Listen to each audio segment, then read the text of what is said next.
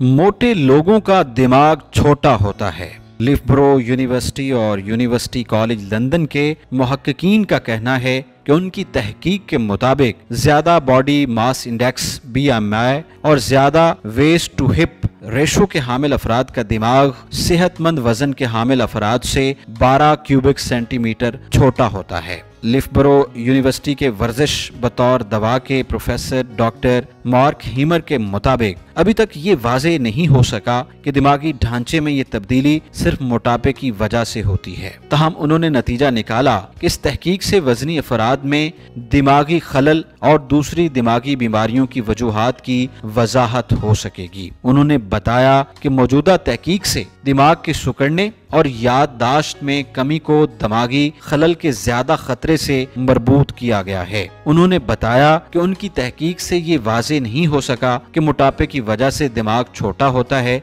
या छोटे दिमाग की वजह से मोटापे का मर्ज लाहक होता है।